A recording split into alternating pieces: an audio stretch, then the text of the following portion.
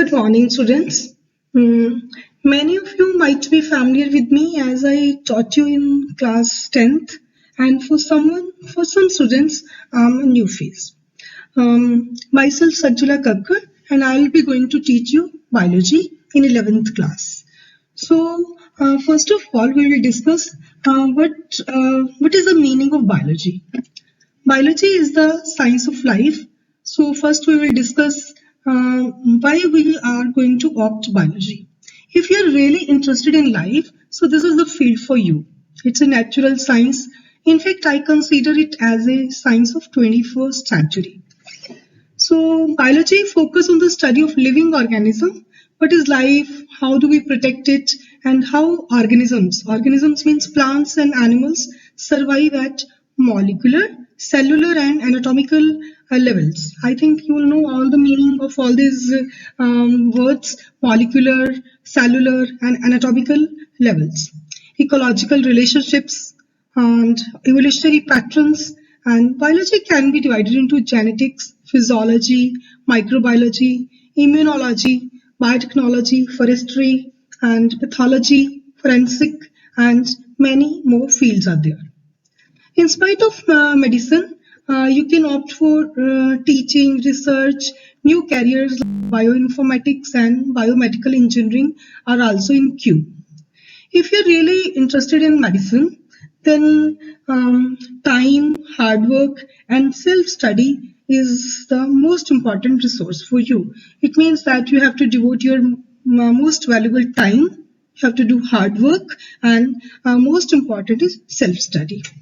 So this is our first class of 11th. I will discuss about the syllabus of biology of 11th class. In this slide, you can watch the curriculum of 11th class over here. We are having 5 units. First unit is diversity of living organisms. In diversity of living organism, we will learn about living world, biological classification, plant kingdom and animal kingdom. These 4 chapters are given 12 marks, allotted 12 marks in the final exam. And the next unit is structure and organization in plants and animals. In structure organization in plants and animals, we'll learn about morphology. Morphology means outer structure of any plant or animal which we can external study, means external study. And then anatomy of flowering plants and structure organization in animals. In anatomy of flowering plants, we learn about tissues, and structure organization in animals, we learn about tissues in animals. So you might have seen that in first unit, we learn about diversity in living world, that it's relevant to the chapter of 9th class, we study diversity in living organisms, that is in elaborated form. And second unit is about tissues, which we studied in 9th class. It's organization, anatomy of flowering plants means plant tissues, and structure organization in animals, that is animal tissues. So third unit is cell structure and functions. Second unit second is also allotted 12 marks in final exam. And third unit is cell structure and functions. Again, this unit is also given 12 marks in final exam. It's having cell, the unit of life, biomolecules, cell cycle, and cell division. So again, it's relevant to 9th class. We have studied the chapter cell. It's in detailed study of cell, biomolecules, and cell cycle and cell division. In this, we'll study mitosis, meiosis, why mitosis is called equational division, why meiosis is called reductional division.